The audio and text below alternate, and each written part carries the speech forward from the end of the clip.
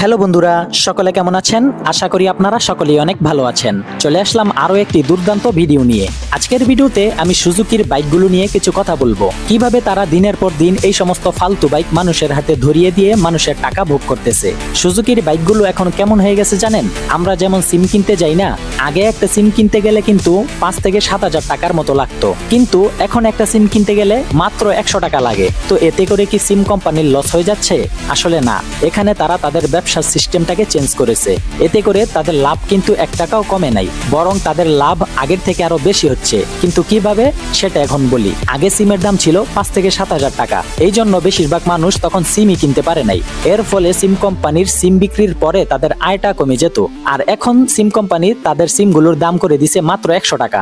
আর এই জন্য এখন সবার কাছে 2টা 3টা অথবা 4টা করেও সিম থাকে। আর এখন প্রতিটা মানুষই তাদের সিমের মধ্যে হয়তো টাকা নয়তো এমবি অথবা মিনিট ভরেই। আর এতে করে সিম কোম্পানির লাভ কিন্তু আরো বেড়ে যাচ্ছে। তো আগে তারা যেমন লাভ করত, এখন আরো বেশি লাভ করতেছে। ঠিক সুজুকিও এখানে আমাদের সাথে এমনই একটা ব্যবসা শুরু করছে। তবে তারা আগে যে বেশি দামে বাইক দিত আর এখন কম দামে দেয়, ব্যাপারটা এমন না। সুজুকি এখানে 2 দিক দিয়েই লাভ করতেছে। প্রথমত বাইক বিক্রির সময় বেশি দামে বিক্রি করতেছে, আর বিক্রির পরে শুরু হয় তাদের আরেকটা নতুন ব্যবসা, আর সেটা হলো তাদের পার্টসের ব্যবসা। আজকের ভিডিওতে এই সমস্ত গোপন তথ্যই ফাঁস করব, তাই সম্পূর্ণ ভিডিওটি অবশ্যই দেখবেন। যদি আপনি সম্পূর্ণ ভিডিওটি না দেখেন, তাহলে আপনিও ঠকে যেতে পারেন এই সমস্ত সুজুকির মতো কোম্পানিদের কাছে। তো আজকের ভিডিওটি শুরু করছি। ভিডিওটি শুরু করার আগে আপনাদের সকলের কাছে আমার আবেদন, আপনারা যদি আমার চ্যানেলে নতুন হয়ে থাকেন, তাহলে অবশ্যই আমার চ্যানেলটিকে সাবস্ক্রাইব করে আমার সাথেই থাকবেন।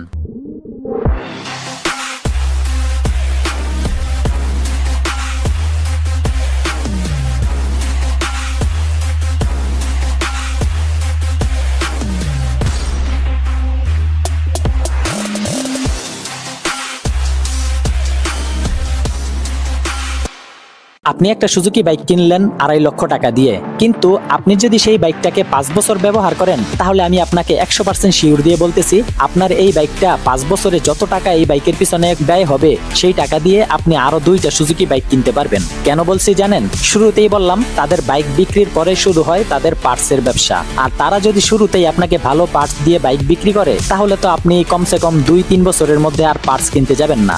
আর এই জন্যই তারা তাদের বাইকের বিল্ড কোয়ালিটি আর পেইন্ট কোয়ালিটি এতটাই খারাপ করছে যা বলার মতো না। সুজুকি বাইকের বিল্ড কোয়ালিটি আর পেইন্ট কোয়ালিটির অবস্থা এমন, এখন যে কেউ চোখ বন্ধ করে এটাকে খারাপ বলতে পারে। তাদের স্টিল পার্টস গুলো যেগুলো রয়েছে, সেগুলো হলো জং তৈরির মেশিন, আর প্লাস্টিকের পার্টস গুলো হলো বাচ্চাদের খেলনা গাড়ির পার্টস। যারা সুজুকি বাইক ইউজার আছেন, তাদের হয়তো আমার কথাগুলো খারাপ লাগতে পারে, বাট ভাই এটাই সত্যি। 2020 সালের পর থেকে যারা সুজুকি বাইক কিনেছে, তারা আজ হাই হুতাশ করতেছে। সুজুকির বাইকগুলো যদি একটু খাড়া থেকে পড়ে যেতে পারে, তাহলে হয়তো বাইকের পার্টস ফেটে যাবে, নয়তো ভেঙে যাবে। আর যদি একটা ছোট্ট পার্টসও ভেঙে যায়, সেই পার্টসটা কিনতে গেলে আপনার মিনিমাম 2 থেকে 3,000 টাকা গুনতে হবে। কারণ তারা তাদের পার্টসগুলোর দাম এমন বেশি রাখছে, মনে হবে যেন তাদের পার্টসগুলো হলো বিশ্বসেরা পার্টস। এখন সবাই বাজারে কম দামে সুজুকির থেকে ভালো বাইক দিচ্ছে, তাও আবার কম দামে। তাই সুজুকি আর চাইলেও বাইকের দাম বাড়াতে পারবে না। কিছুদিন পর দেখবেন বাইকের দাম আরো কমিয়ে দিবে। কিন্তু তাই বলে ভাইবেন না যে তারা তাদের লাভটাকে কমিয়ে দিছে। তারা বাইকের দাম কমিয়ে দেখবেন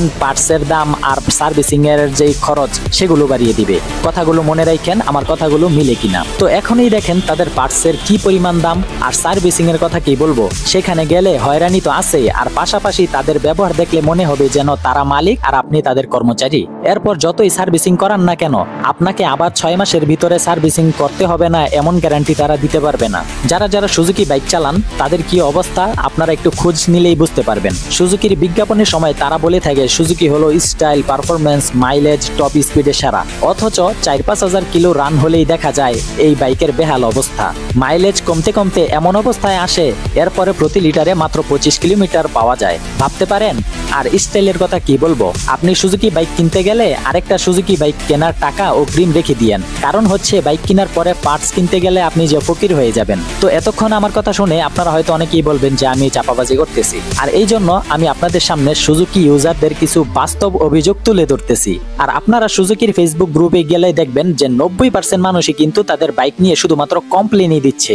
যদি আসলেই সুজুকি বাইক ভালো হতো তাহলে তো এত কমপ্লেন আসতো না। প্রতিটা বাইকের মধ্যেই কিন্তু ভালো দিক এবং খারাপ দিক আছে, কিন্তু যদি কোনো বাইকের খারাপ দিক 50% এর বেশি হয়ে যায় তাহলে কিন্তু সেই বাইকটাকে আর ভালো বলা যায় না। আর আমি এখানে কিন্তু তাদের 90%ই খারাপ বলতেছি। আপনারা সেটা তাদের ফেসবুক গ্রুপ অথবা ফেসবুক পেজ এই সমস্ত কিছুতে গেলে কিন্তু দেখতে পারবেন। আর এছাড়া যারা বাস্তবে এই সুজুকি বাইক চালান তাদের থেকে যদি আপনারা জিজ্ঞেস করেন তাহলে আপনারা আশা করি সত্যটা জানতে পারবেন। তো আমি আপনাদের সামনে তাদের কিছু পোস্ট শেয়ার করতেছি।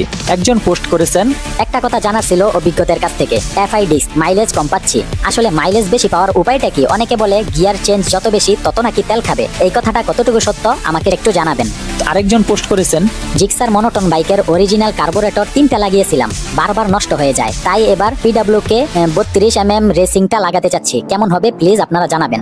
ভাই আমার কথা হলো, যদি অরিজিনাল কার্বোরেটর লাগানোর পরও 3বার চেঞ্জ করা লাগে তাহলে সেটা আবার অরিজিনাল হয় কিভাবে? তো বুঝতে পারতেছেন তাদের পার্টসের ব্যবসা কিন্তু এখন রমরমা। এরপরে আরেকজন পোস্ট করেছেন, Gixxer FI disc 5100 kilometre running হয়েছে, এই বাইকের যন্ত্রণা নিয়ে কই যাব? টপ এড অ্যাডজাস্ট করার পরেও সমাধান হয় নাই, কোন সিনিয়র অভিজ্ঞ ভাই এই সাউন্ডটা কি কারণে হতে পারে একটু জানাবেন। শোরুম থেকে বলতেছে রিং পিস্টন চেঞ্জ করে দিবে ওয়ারেন্টি ক্লেম করে, এবং আমার টাইমিং চেঞ্জ অ্যাড্রেসটার কিনা লাগবে। এখন আমার কি করা উচিত? আমি কি রিং পিস্টন পরিবর্তন করে নিব? একটু দয়া করে জানাবেন। সাউন্ডটা আপনারাও শোনেন 5100 কিলোমিটার চালানোর পর ইঞ্জিনের কি অবস্থা।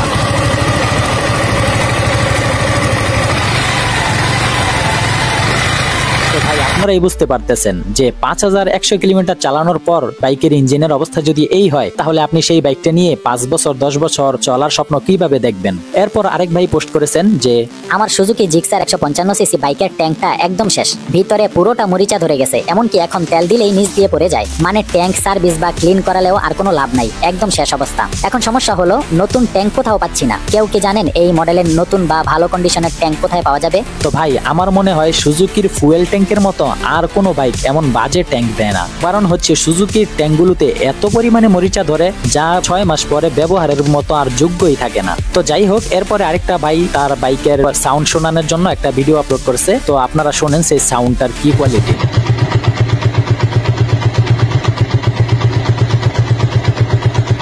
তো সাউন্ড শোনার পরে আপনাদের কি মনে হচ্ছে? আমার তো মনে হয় যে এইটার সাউন্ড কোনো বাইকের সাউন্ড হতে পারে না। এই বাইকটার সাউন্ড শুনে আমার মনে হচ্ছে যেন ডিজেল দিয়ে চালায় না যে ধান ভাঙানোর মেশিন, ওই মেশিনের সাউন্ড। তো এরপর আরেক ভাই পোস্ট করেছেন, গাড়ির বয়স 7 মাস রানিং, এখন এই রং উঠে গেছে, ইঞ্জিনের রং উঠতেছে, করণীয় কি? FI disc. ভাই এই বাইকের রং এমন ভাবে উঠে যায় যেন মনে হয় এটাতে বাজার থেকে 50 টাকার একটা রঙের ডিব্বা এনে কেরোসিন মিশিয়ে রং করিয়ে দিছে। তো আপনারাই ভাবেন যে 7 মাসের মধ্যে যদি একটা বাইকের থেকে, যেটা আমরা বাংলাদেশের মধ্যে খুব জনপ্রিয় বাইক, এই বাইক থেকে যদি এভাবে রং উঠে যায় তাহলে আপনারা সেটাকে কিভাবে দেখবেন? তো যাই হোক, এরপরে আরেকজন পোস্ট করেছেন, বন্ধুর বাইকের চুদলিং ফোন করে দিল শোরুম থেকে, বাহির থেকে নিলে কত পড়তো, এনি আইডিয়া?